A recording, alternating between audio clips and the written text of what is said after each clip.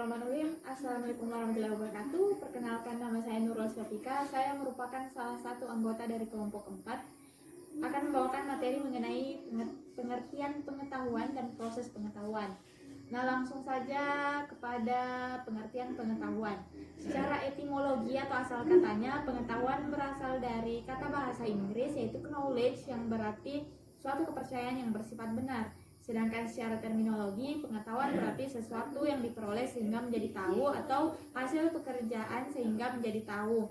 Nah, selanjutnya yaitu proses terjadinya pengetahuan. Proses terjadinya pengetahuan ada dua, yaitu yang pertama memperoleh pengetahuan tanpa adanya pengalaman. Nah, memperoleh pengetahuan tanpa adanya pengalaman di sini disebut dengan pengetahuan a priori. Contohnya dapat kita lihat pada bayi yang baru saja lahir. Bayi yang baru saja lahir ketika menangis tidak memerlukan pengalaman sebelumnya sehingga ia dapat mengetahui cara untuk menangis. Nah, ini merupakan salah satu contoh dari pengetahuan a priori. Selanjutnya, kebalikan dari pengetahuan a priori yaitu a posteriori, yaitu suatu pengetahuan yang diperoleh dengan harus adanya pengalaman terlebih dahulu. Contohnya, hari ini hujan. Nah, untuk mengetahui dan mendeskripsikan bahwa hujan itu seperti ini, tentu kita harus mengalami atau tentu kita harus pernah mengalami bahwa hujan itu seperti ini. Jadi pengetahuan a posteriori itu merupakan sesuatu yang harus dialami terlebih dahulu sehingga kita dapat memperoleh pengetahuan tersebut. Nah, selanjutnya yaitu alat-alat untuk memperoleh pengetahuan.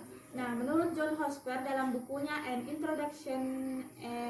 Introduction Philosophical Analysis, cara untuk memperoleh pengetahuan ada 6, yaitu yang pertama panca indera. Nah, panca indera di sini merupakan sesuatu yang paling vital atau alat yang paling vital untuk memperoleh pengetahuan. Adapun panca indera yang dimaksud di sini yaitu seperti indera penglihatan yaitu mata, indera penciuman yaitu hidung, indera pendengaran yaitu telinga, dan lain-lain.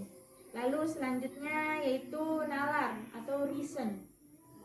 Nalar di sini merupakan suatu kemampuan yang dimiliki seseorang untuk menggabungkan dua pemikiran atau lebih sehingga dapat menghasilkan suatu pengetahuan yang baru. Lalu yang ketiga yaitu otoritas atau authority, yaitu suatu kekuasaan yang diperoleh seseorang individu dalam suatu kelompok sehingga ia memiliki hak istimewa untuk memperoleh pengetahuan tersebut. Lalu yang keempat, intuisi, merupakan suatu kemampuan seseorang untuk mengolah jiwa sehingga ia dapat mengubah pernyataan menjadi suatu pengetahuan. Dan yang kelima yaitu wahyu.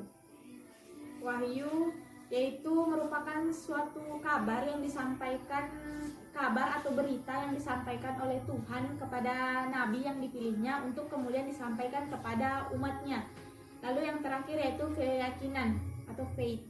Nah, keyakinan di sini merupakan suatu kemampuan seseorang untuk mengolah kepercayaan dalam dirinya, misalkan keyakinan terhadap Tuhan. Demikian yang dapat saya sampaikan. Terima kasih dan salam.